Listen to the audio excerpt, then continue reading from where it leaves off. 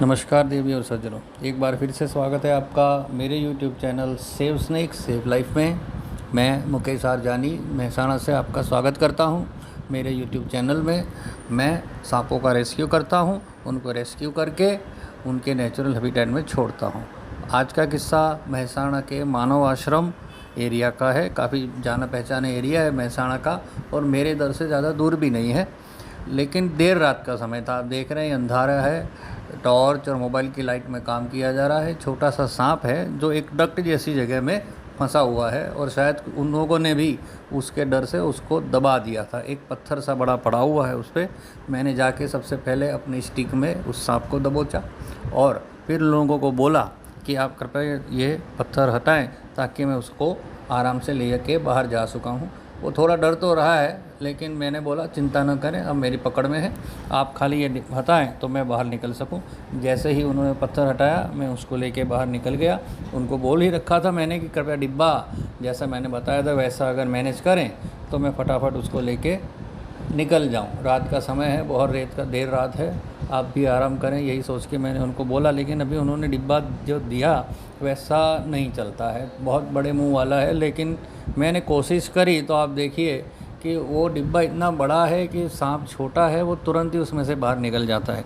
तो ज़्यादा कोशिश करी तो देखो ये भागा, छोटा सा सांप फिर भाग गया। मैंने फिर उसको पकड़ के फिर से डिब्बे में डालने की ट्राई कर रहा हूँ, लेकिन हो नहीं रहा है। क्योंकि जैसे भी कोई भी छोटा बच्चा हो या छोटा जानवर हो, बहुत ज़्यादा शैतान होता है, बहुत ज़्यादा दौड़ भाग करता है। छोटे बच्चे भी आप देखिए जो अगर जाग रहे हैं तो वो चैन से नहीं बैठ सकते, इधर दौड़ उधर पकड़, ये तो एक सामान्य बात है। उनका मेटाबॉलिज्म बहुत हाई रहता है, तो वही कोशिश में है कि भागने की, उसे भी नहीं पता है भागने की ज़रूरत नहीं है, लेकिन क्या करें, मैं उसको मेरे बोल तो समझा सकता नहीं।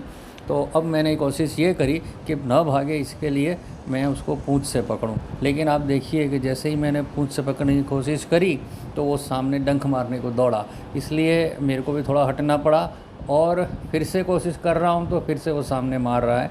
और इसी जद्दोजहद में मित्रों देखो एक बार ये फिर से छूट के भाग रहा है। भागा और मैंने फिर से उसको पकड़ा। लोग फिर से तितर बितर हो गए और मैंने लोगों को बोला कि आप ऐसा करें, ये डिब्बा बहुत बड़ा है, किसी तरह छोटा डिब्बे की व्यवस्था करें। तब तक मैं उसको डालने की कोशिश कर रहा हूँ, लेकिन बड़े मुंह वाला डिब्बा है, इसलिए छोटा सा सांप, कोई भी सांप बड़ा होता तो भी निकल जाता, क्योंकि उसको निकलने की जगह थी। अगर छोटा डिब्बा हो और उसमें उसको आगे दिखता नहीं है, ट्रांसपेरेंट होता है तो आगे दिखता नहीं है, वो आगे जाने की कोशिश करता है और इस चक्कर में वो पूरा सांप अंदर आ जाता है।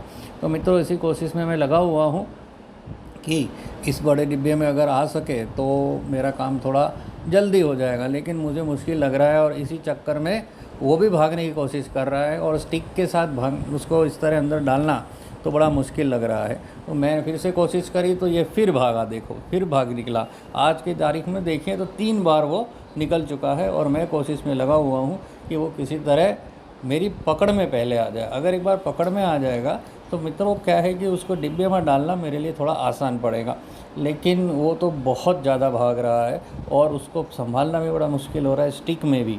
अब किसी तरह उसका रास्ता तो करना ही पड़ेगा ना मित्रों, क्योंकि उसको ले जाके उसके नेचुरल हैबिटेट में तो छोड़ना ही है, ताकि यहाँ के लोग भी शांति से सो सकें और ये भी अपनी जगह अपना इलाका ढूंढ लेगा।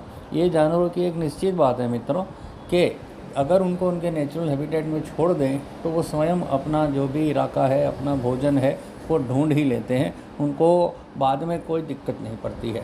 बाकी तो सामान्य एक व्यवहार है प्रकृति का, सर्वाइवल ऑफ द फिटेस्ट, तो वो तो चलता ही रहता है सर, वो तो पूरी दुनिया में ऐसा ही चलता है। तो मित्रों फिर से हम कोशिश में हैं कि किसी तरह वो मेरे हाथ में आए और मेरे हाथ से निकलने की, भागने की कोशिश न करें, ऐसा शांत करने का प्रयत्न मैं हूँ, लेकिन वो नहीं हो रहा है। बहुत ज़्यादा तड़प रहा है, कभी इधर भाग उधर भाग की कोशिश कर रहा है। जहाँ उसको थोड़ी देर में कोशिश करता हूँ लेकिन वो सामने आता है। अब डिब्बा भी बड़ा है, मैं नहीं कर पा रहा हूँ। उनको बोला ही है कि कहीं से डिब्बा लाएं, वो एक दूसरे पड़ोस में जाके ढूंढ रहे हैं। एक भाई तो बोला कि मैं अपनी दुकान को खोल के लेके आता हूँ, लेकिन वो काफ़ी दूर है, उसको ऐसा करवाना कोई शक्यता है नहीं। तो छोटा डिब्बे की व्यवस्था ही करें, बड़े डिब्बे में ये नहीं आ रहा है।